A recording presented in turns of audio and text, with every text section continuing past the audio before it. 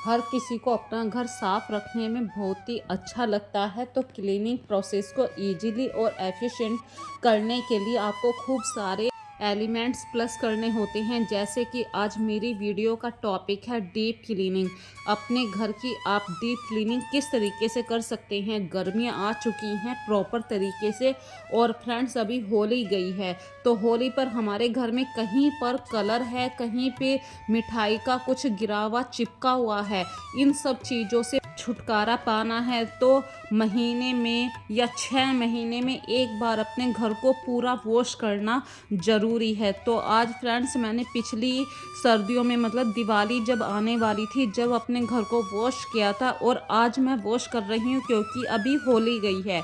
साल में बस 2 बार मैं अपने घर को वॉश करती हूँ, फिर नहीं तो सिर्फ मॉपिंग करती हूँ। तो अभी होली गई है, मॉपिंग तो मैं रोज़ ही कर रही थी, लेकिन वो बात नहीं आ रही थी, वो शाइनिंग नहीं आ पा रही थी फर्श पर। और जो बेड होता है उसके नीचे बहुत छोटा छोटा सा कॉर्नर में, जैसे कि 2 बेड होता है, बेड के बीच में 2 पाहे होते हैं, वहाँ पे पोछा नहीं पहुँच पाता है, और वहाँ पे बहुत छोटा छोटा सा रोया इकट्ठा हो जाता है। और वॉश करने से ये सारी चीज़ें बिल्कुल गंदगी आउट हो जाती है। कम से कम 3-4 महीने तक आपका घर बिल्कुल ऐसा हो जाएगा जैसे अभी अभी आपने वॉश किया है, इतना चमकदार हो जाता है। तो फ्रेंड्स आज के दिन की शुरुआत करते हैं। सबसे पहले मैं आप सबका स्वागत करती हूं अपने इस छोटे से ब्लॉग चैनल पर। तो सुबह की शुरुआत करती हूं मैं अपने भगवान जी के आगे मत्था टेक कर, उनके आगे हमेशा यही कोशिश करती हूँ मैं कि उन्होंने जितना मुझे दिया है इतना सबको दें। जैसी उनकी दृष्टि मुझ पर है, ऐसी ही कृपा दृष्टि उनकी सब पर बनी रहे। तो अपने दिन की शुरुआत करती हूँ। ये अभी सुबह के 6 बजे हुए हैं। तो पूजा करने के बाद फ्रेंड्स सबसे पहले मॉर्निंग टी लेती हूँ। 1 कप चाय बनाना ज़रूरी है क्योंकि मैं चाय को बहुत ही पसंद करती हूँ, सही बताऊँ। और चाय मेरी फेवरेट भी है। तो हस्बैंड भी उठ चुके हैं, सबके लिए 1 कप चाय बनाती हूँ।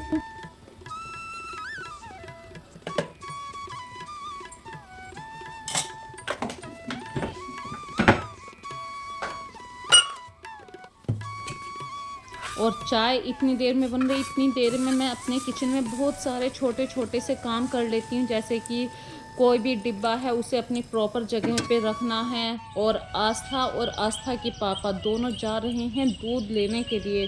तो अभी देखिए गर्मियों के दिन आ चुके हैं, बहुत जल्दी सूरज निकल आता है।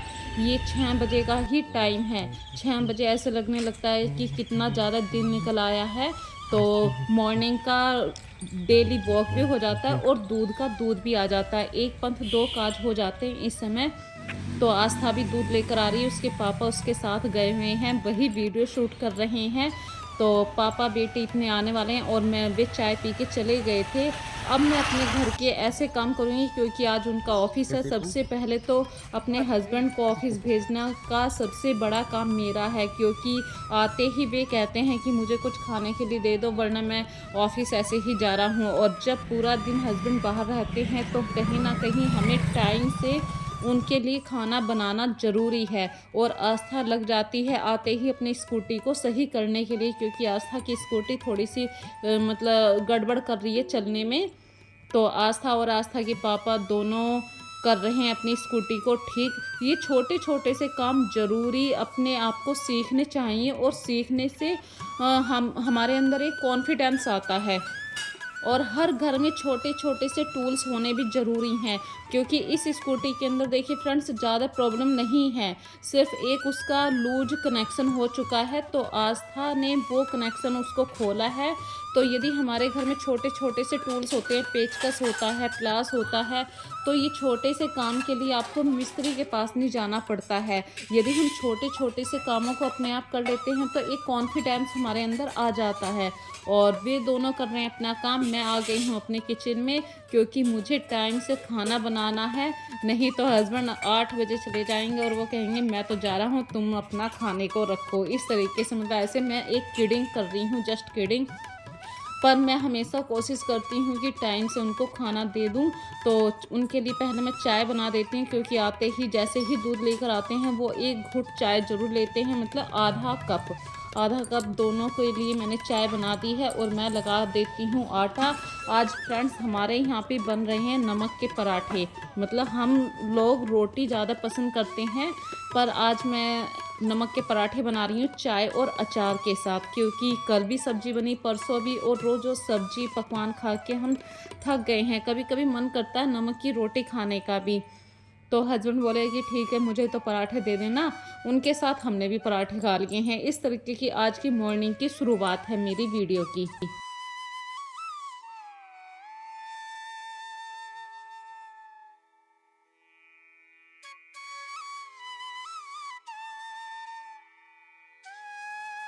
और जब भी मैं आटा लगाती हूँ तो आटे को रोटी सेकने से पहले 10 मिनट के लिए रेस्ट पे ज़रूर छोड़ देती हूँ। इससे क्या है, जब मैं उसको दोबारा से मुक्की लगाऊंगी तो बहुत अच्छी रोटी बनेगी। और इससे पहले एक बार गैस को, काउंटर को अच्छी तरीके से साफ़ कर लेती हूँ, क्योंकि अभी मुझे रोटी बनानी है और चाय के साथ ही पराठे खाए जाएंगे। तो अभी चाय बनने के लिए मैंने रख दी है। देखा कि डिब्बे के अंदर चीनी ख़त्म है, तो जो बड़े वाला डिब्बा है जिसके अंदर मैं ग्रोसरी मतलब महीने भर की चीनी भर कर रखती हूँ, वहाँ से मुझे चीनी दूसरे डिब्बे में पलटनी थी।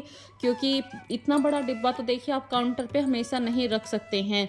तो बड़े वाले डिब्बे से मैंने थोड़ी सी चीनी छोटे से डिब्बे में पा ली है। और उनके लिए बन गए हैं देखिए गर्मा गर्म पराठे, चाय, पराठे और आम का अचार।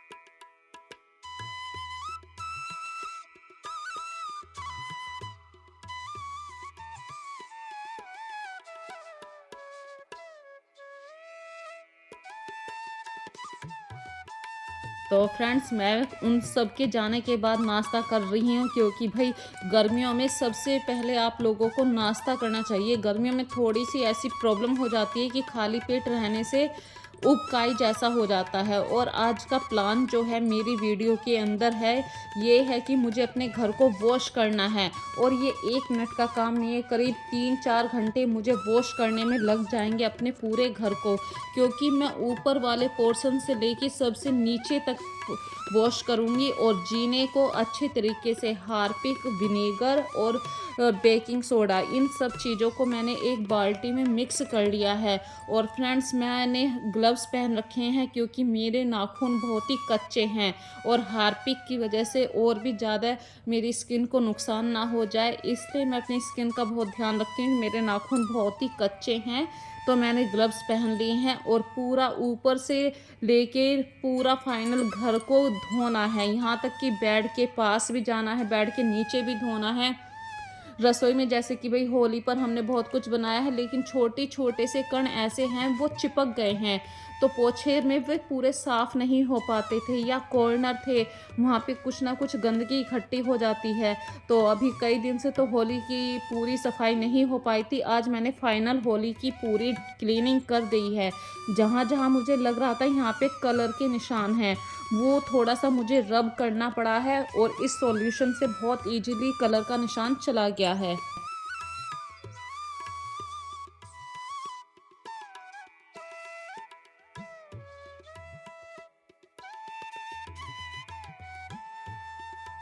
और अपने इस काम में मैंने आस्था को भी लगा दिया है, क्योंकि गर्मियों का टाइम है। आस्था भी बोली मम्मी आप थक गए हो, काफ़ी टाइम से लग रहे हो। तो मैंने कि बेटा तुम वाइपर लगा दो, मैं थोड़ा सा भी ये कांच की रेलिंग है इसको साफ़ कर देती हूँ। देखिए फ्रेंड्स, जो कच्चे काम होते हैं जैसे कांच की रेलिंग है, यहाँ पे मैं आस्था को नहीं लगाती हूँ, क्योंकि भाई बच्चे हैं, बच्चों का पता नहीं चलता कितना दबाव डालना है शीशे के ऊपर कितना नहीं, इसलिए कुछ काम मेरे ही हैं। तो मैंने आस्था को सिर्फ वाइपर करने के लिए दिया था। मैंने कि तुम ऊपर वाइपर कर लो, मैं नीचे का जो पत्थर वाला एरिया है उसको अच्छी तरीके से थोड़ा सा घिसना था मुझे। और ये जो एंट्रेंस गेट है यहाँ पे मतलब अभी कुछ दिन पहले क्या हो रहा था, बहुत छोटे छोटे से कीड़े आ रहे थे और कहीं ना कहीं वो पाँव के साथ मतलब पाँव के नीचे आ जाते थे, उस वजह से ये एरिया बहुत ही गंदा हो गया था और इसीलिए मुझे अपना घर वॉश करना था। पूरा घर वॉश करने के बाद फ्रेंड्स अब फ्री हुई हूँ मैं। सारा घर धो दिया है, जेब में छाला पड़ा है, लेकिन जो सफाई की हैबिट है ना वो कहीं नहीं जाती है। तो मेरा कई दिन से होली के बाद घर धोने का प्लान था, लेकिन मैं नहीं धो पा रही थी। आज भी मैं सही से नहीं बोल पा रही हूँ क्योंकि जी में बहुत ज़्यादा छाले हैं। सारा सामान मैंने ऊपर रख दिया था, जो सामान मेरा ऐसा है कि भीग ना जाए, तो वहाँ पे मैंने मोटे मोटे जो रग्स होते हैं, रनर होते हैं मोटे मोटे फर्श के फ्लोर के, उनको डाल देता ताकि अंदर पानी ना जाए। अब मैं इनको वॉश करूँगी कल को, आज तो सिर्फ अभी बस मैं नहा के आऊँगी, अभी प्यास लग रही थी। तो फ्रेंड्स अभी मैं थोड़ी सी देर में आप लोगों के सामने ये वीडियो भेजूँगी, मुझे कमेंट करके ज़रूर बताना।